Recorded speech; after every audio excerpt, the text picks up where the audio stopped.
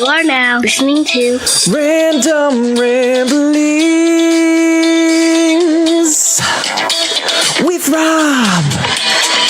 Random Ramblings with Rob. Yeah. What up, everybody? I'm back with another edition of the Random Ramblings with Rob podcast. I'm just breaking it down and get to the point and whatnot. Wrestlemania weekend had just passed, and here we are on Tuesday, April 9th. So I didn't have anything lined up previous to this episode and everything, and I'm still working out my schedule of guests for April. So, WrestleMania kind of threw me off a little bit, but keeping in tradition of weekly content, I felt obligated to put out something on the airways and whatnot. But, yeah, man, New York, New Jersey area. That's where I was. That was the first time I went up yonder into that area of the United States of America. And, it was pretty cool. I mean, me coming from a small city in Louisiana and whatnot, and now 16, it's more than that, 70, but 20 years later, just about, since I've, graduated high school and been away from home. Houston has been the biggest city that I have ever lived in. I've gone from base to base, and Beaufort, South Carolina is small as fuck. Parris Island, South Carolina is small as fuck. Lejeune, Jacksonville, North Carolina, that area is small as fuck. Fort Leonard Wood, Missouri, Leonard Wood or whatever the fuck, is small as fuck. Goddamn, I've been on the East Coast my whole military career, and never been up yonder past, I don't think, DC. So getting to experience the New Jersey, New York area was a hell of an experience. I thought people in Houston couldn't drive, but the motherfuckers up there cannot drive. They have no regard for human life or their freaking the mechanical stability of their automobile. I almost got ran over 5 or 6 times in 1 hour. And, I was obeying the traffic laws. I mean, I didn't walk into the little man up there on the thing said I could go. So, yeah, you fucking inconsiderate bastards. But other than that, it was a fun trip.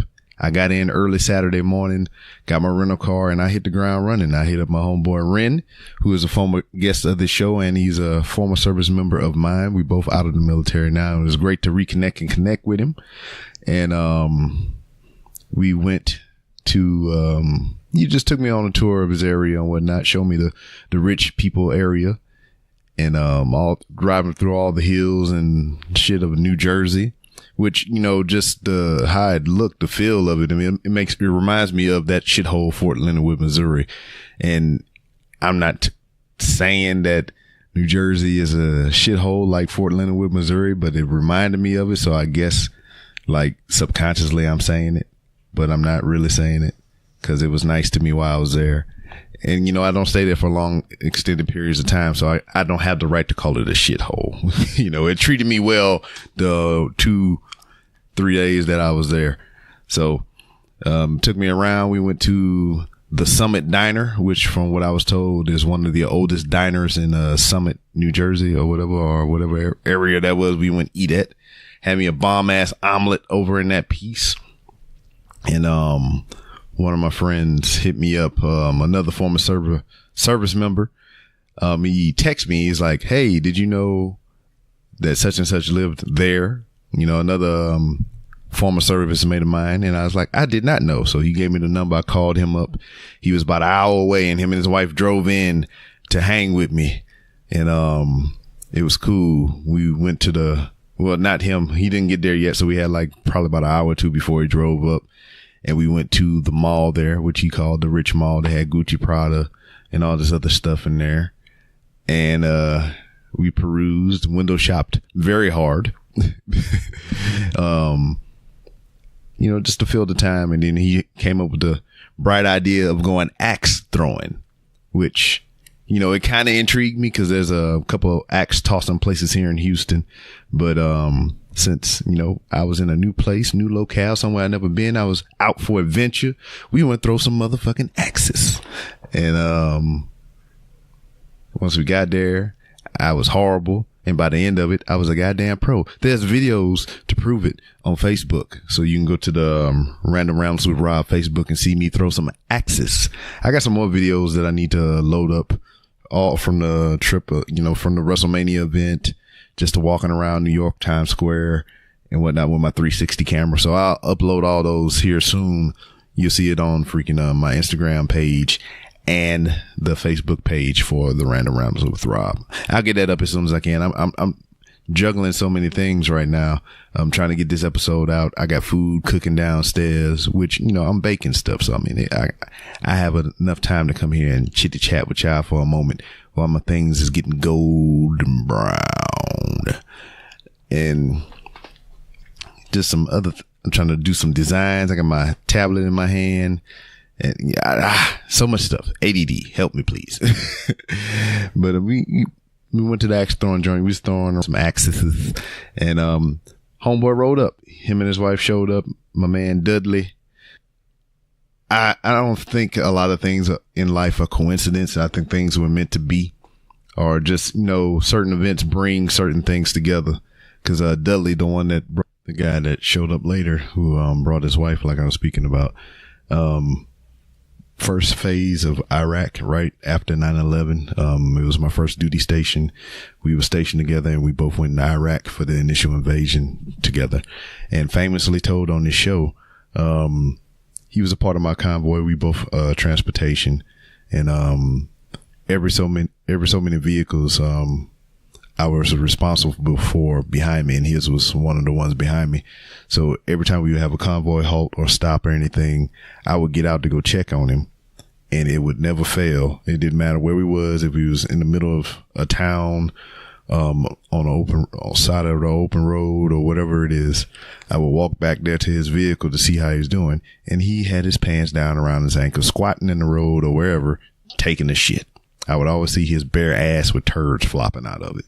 So, yeah, that's Dudley. Boo, excuse me. But it was cool. We all hung out, and the significance of the thing is just like my very last deployment in the military was with Ren. So to have my first and my last there, as I was saying, was pretty crazy, you know. So we hung out, we went eat, you know, just chitter chatter. Dudley's wife is pregnant, so they're gonna have their first kid and everything. So that's pretty cool. And after I left them, I drove down to see Rick and Sarah. They are the host of Ice and the Face. You can find that amazing podcast on wherever you listen to your podcast. And they are the owners of Home Bar Productions, to where they host a live weekly YouTube series called Awesome Talk. And their show, Ice in the Face, is one of my favorite shows that I listen to. I'm always in anticipation for a new episode to come out and whatnot. I mean, they've been pretty busy, so they hadn't had one in a while. But episode 204 is out right now, and I'm on it. So I went to where they lived, and I was like, God damn it, I want to be on the show. And they let me on, and I was mauled by kitty cats, and I had all kind of pet dander on my motherfucking bag when I left from out of there. But I left from out of there with some a little buzz and a stomach full of kebabs. So I'm very appreciative of Rick and Sarah for showing me some great hospitality on my trip to New Jersey.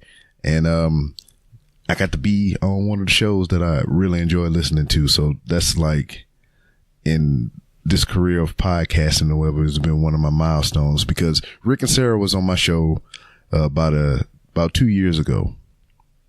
And this was one of the things that we talked about. Not so much of us specifically podcasting together in person, but just making the trek around the United States, just, you know, going from city to city and finding local podcasters and just connecting and podcasting together. And, you know, and that was just like a dream or whatever. And this is like a small piece of that dream here, me being able to travel to New York, New Jersey, and connecting with them and sitting down with them in person and doing a show. So, I mean, it's a very memorable part of the trip, one of the highlights of it, and I'll never forget it. It's fucking awesome. And yeah, went to New York City proper. Walked down to Times Square. I stood by them big ass red steps like on The Amazing Spider-Man and shit. Jamie Foxx wasn't there. Got to see all the sights. Saw my first New York City rat. Had a slice of New York style pizza, which was delicious, by the way. Seen how the public transportation system would fail me. I stayed out an hour more than I anticipated due to the shittiness of the public transportation. What else did I do? They had another podcast that I've been listening to for many years as well. They had a meetup there on the Strip in New York, RBR Weekly Wrestling Talk. So I got to see Eric Brady, Paul Griffin, Felipe Diaz-Vera, and William Washington, all congregated together with fellow RBR fans, and it was great. They had drinks, they had food or whatnot. I didn't imbibe because I was like 8 blocks away from Times Square, which I got duped on because that portion of Times Square or that strip in New York is littered with LED boards. So I thought Times Square was closer than what it actually was, and I wound up walking like 8 blocks to get there. So yeah, I walked around New York like a common New Yorker. Go figure. And that was about it for a Saturday when I touched down. That was like the rundown of the whole day. Sunday morning we got up, dropped the rental car off, and then we got some breakfast and just went on to the stadium. We sat around, took a nap in the car because, I mean, that was fucking like an 8-hour show or something, you know, long ass time to be in an arena just sitting around doing nothing. But nothing. I mean, not literally nothing, but you know, just sitting on your ass watching the show. And let me tell you about this. You know, I was talking about coincidences earlier and how things just align a certain way and they were meant to be and whatnot. And, you know, I believe in those small coincidences or whatever. I had not planned on going to New York, New Jersey for this WrestleMania. Earlier on this year, last year after the last WrestleMania, my son said he wanted to go to WrestleMania. So I made it a point to try to save some cash and, so we can make a trip to this WrestleMania. This WrestleMania that I went to was supposed to be me and my son, but some, shit happened, which I've said on this show before. Motherfucking house almost burnt down, and all the money that I saved to do that went into repairing the house and getting things done and whatnot. And for a while, up until recently, I was the only one employed in my household. So that trip wasn't looking too promising. But Nick hit me up and he was like, "Hey man, I got a room. I'm going. It'd be cool if you can come. If you can come, I'll have a freaking you can stay with us." You know, so in the grand scheme of things, if you ever been to a WrestleMania or planned a WrestleMania trip that wasn't local to you, I mean, there's a lot of things you got to think about. I mean, driving, you know, I wasn't about to drive all the way up to New York. That's over 14 hours or some shit. So, I mean, shit, probably more than that. I'm just guesstimating. But to drive that, no, I'm not going to do that. So, I mean, next option is to bus or fly some shit. Hell no, not no bus, but to fly out there, which is kind of expensive. So, I mean, then you get there, if you don't know nobody to stay with, I mean, you got to rent a hotel. You want to drive around and do shit. You got to rent a car, you know, the ticket itself. So, I mean, a lot of things go into it, and depending on where you want to be adjacent to the freaking event, you know, you're going to spend some coin. So, I mean, it wasn't in the cards for me to do that, but you know, out of curiosity, I was just thinking like, you know, what the ticket prices are looking like for plane trips. So I happened to pull it up, found a flight there and back for $182. I was like, shit, that's pretty cheap. And there were some parts in the conversation me and Nick had to where he might possibly have an extra ticket. So I was like, oh shit, I definitely had to, look into this flight stuff. So found the flight real cheap, went ahead and booked it, got the insurance on it just in case I really couldn't go. I can get my refund back. And then Mrs. B. Rob got a job. And all this is around my birthday. Anytime WrestleMania come around, it's almost around my birthday. My birthday is March 29th. And there's been countless of WrestleManias that have been on March 29th for my birthday. My very first WrestleMania that I went to in Santa Clara, California, was on my birthday. My very first WrestleMania was on my birthday. And my mother surprised me with tickets and airfare to go to that show for my birthday. And then next year in Dallas, my brother, just out of the blue, a couple days before, dropped money on a ticket, and I drove to Dallas to that WrestleMania. Didn't go to the one in Orlando. The one in New Orleans came up, and I was like, I had to go to that one. So I found me a cheap ticket through a third party, a mutual friend, and I drove 5 hours to New Orleans. So all these things, all these trips to WrestleMania have been, by luck or chance or just somebody looking out for me. And this was pretty much the same thing. So Mrs. B. Rob got a job and she surprised me with a fucking ticket to WrestleMania. So now I got a plane ticket. Now I got a ticket to WrestleMania. Now I have a place to stay when I go out there. And to boot, just for shits and giggles, I found a rental car for extra dirt cheap. So I had a rental car for a day because in my mind, I knew I was going out there. Rick Casero was out there. I knew a couple people out there. I wanted to be able to move around and not depend on anybody right off the bat. So I wanted to get to those people first. And, yeah, man, it just all came together. But to even put the icing on the cake, the cherry on the sundae, the whipped cream and whatnot, this was nosebleed territory that I was coming into because it was last minute. And I bought this ticket through, Ticketmaster third party. So I paid $177 for what was originally a $75 ticket.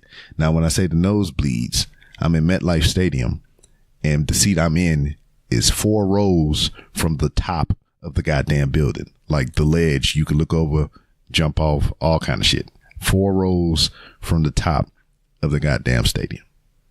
Now, Nick and them, so top of the stadium where I was, that's the 300 section. That's the top. Where Nick and them was the hundreds. So I'm calling them when I'm up there. And they was like, man, just come sit down here. There's nobody in this section. Just chill with us until the show starts. Because, we got there early and whatnot. So I went down there. I sat with them. We just hung out. And, as people filled in to claim their seats or whatever, I would just move around to the next available seat. And everything. And the pre-show started up. So there was one seat next to Nick and his friend. So I sat there. And then the first match of the pre-show kicked off. Nobody came. Second match of the pre-show started. Nobody came. Pre-show is over. Nobody came. Yolanda Adams is singing not the national anthem, America the Beautiful. Nobody came to claim that seat. First match of the night, Brock Lesnar, Seth Rollins. Match to completion. Nobody came for that seat. So the night just kept on rolling and I sat there with them the whole show, beginning to end, and nobody came to claim that seat. Now let's think about that. I got a ticket last minute. They bought their tickets like soon as they dropped.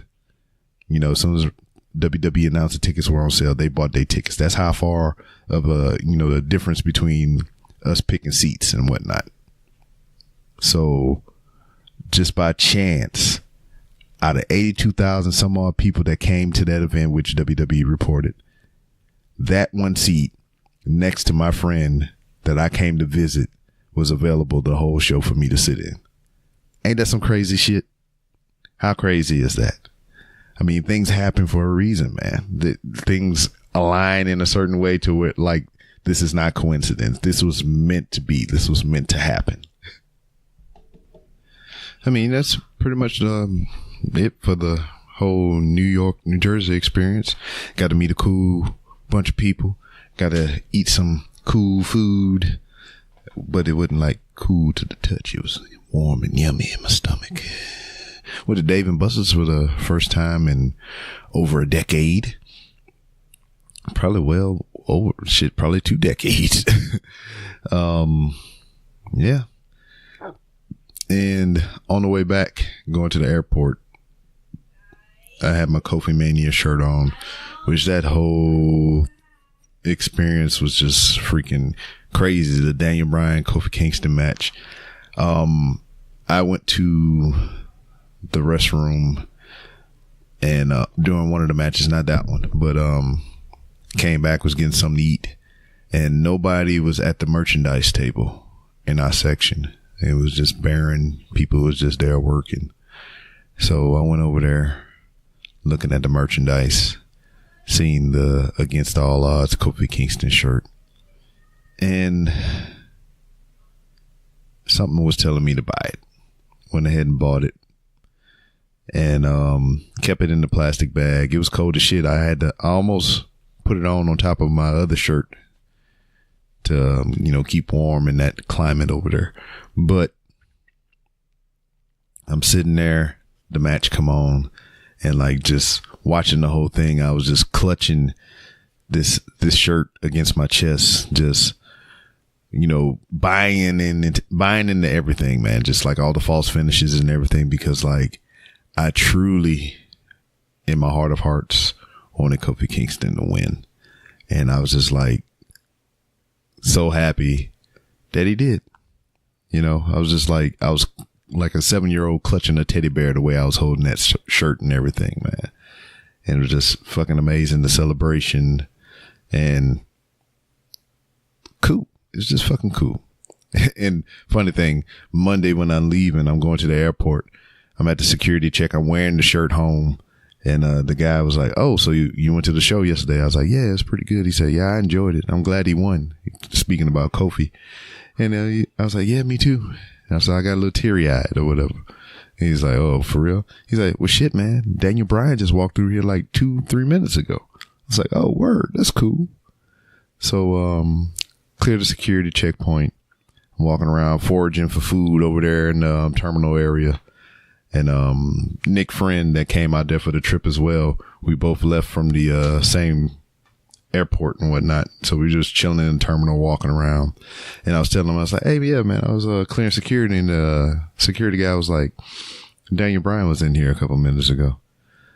And he's like, "Oh, word, that's cool." And I was like, and then lo and behold, as we go into our terminal, he coming out the bathroom, and people going up to him, shaking his hand and shit.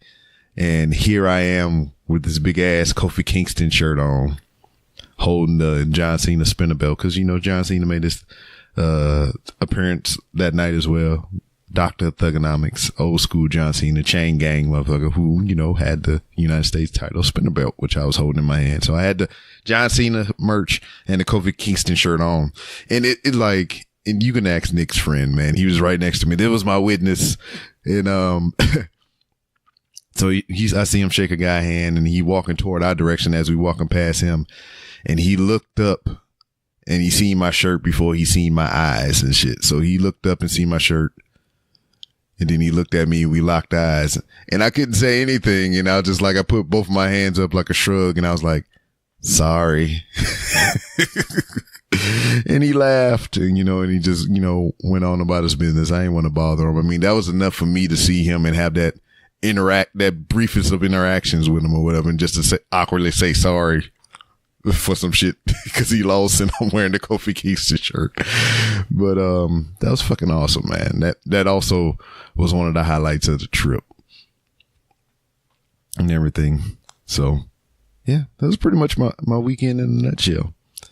Got some things coming up here pretty soon. pushing past the WrestleMania festivities.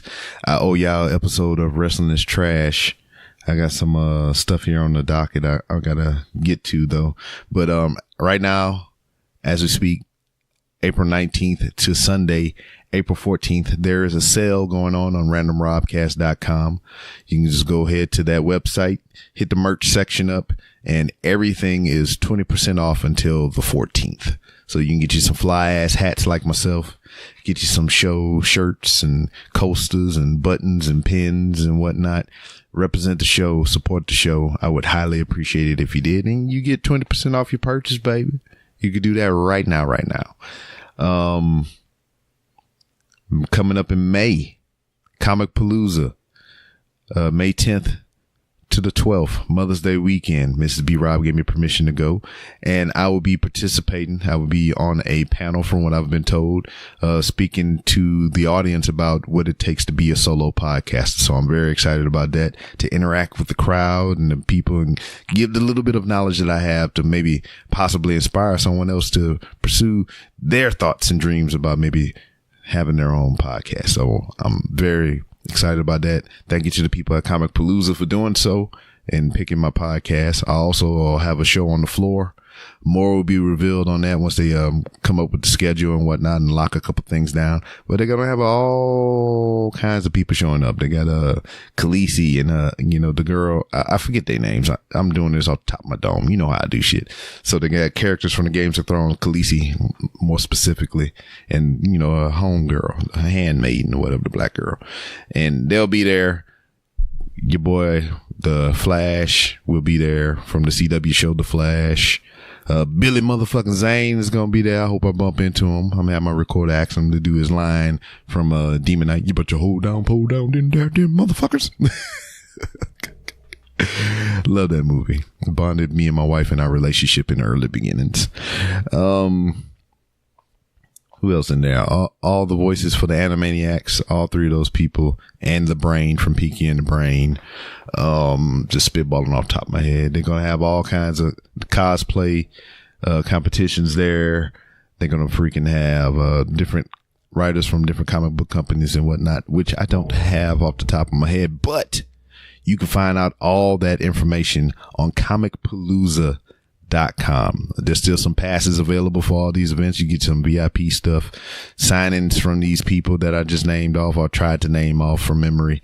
And it's going to be a good time down here in Houston, Texas. So remember that. May 10th through the 12th. Get your ass down here. Come see your boy in Comic Palooza. And that's really about it. I mean, I don't foresee anything going on beyond Comic Palooza. We're ramping up for that. They're going to have some other events in relation to Comic Palooza. They're going to be putting on some, I think they just did a show or like a premiere for Shazam. They had some stuff going on there. And I just had to look at my notes from my email and figure out what the rest of the stuff is. I'll be sure to plug it on my Instagram, which you can follow. Just to look for the Random Realms with Rob. And you can see me walk through the hollowed halls of Walmart. Just, creating shenanigans with my mouth hole. And this show has a Twitter you can follow at 3R Show. I'm kind of sleepy. This weekend's been hectic. Then I got in late last night because my flight got delayed like 3 times. And then I got in later than I was supposed to. And then I had to get up at 4 o'clock in the morning this morning to go back to work. It's pretty shitty. But you can follow me on Twitter at itsbrob. That's ITSBROB. You want to talk professional wrestling and any other general shenanigans, that's the place you do it. randomrobcast.com to find many other ways besides buying merch to support the show. I got Amazon links. You can become a Patreon. And if you don't want to be a monthly Patreon, contribute to the show monthly, you can donate to the show via PayPal or Cash App. All that information is on randomrobcast.com. But the most important way that you can help support this show, and the freest way that you can support the show, is just listen, share, write a review, 5 stars preferably. But if it's anything under 5 stars, leave some feedback. Help me make this show great. Again. Okay. But yeah, look out on that merch though. Like I'm saying, between now, which is April 9th and April 14th, 20% off of some fly shit. I'm coming out with some new stuff. I'm working on a collection. It's going to be a random university. It's going to be a college themed type of merchandise. It's going to be random university. So are you ready? That's what we doing here at the university, baby. You know, we just making sure you're ready. You're ready for the world. I'm working on the mascot. The school team is going to be the motherfuckers. So it's going to be the random motherfuckers. You know, see, I'm working on it, man. I'm trying to branch out, baby. Trying to do some things. You know what I'm saying? But, yeah, that's it. Just short and sweet. Just wanted to ramble some things off, get this episode out. And you know what? I'll see you next time.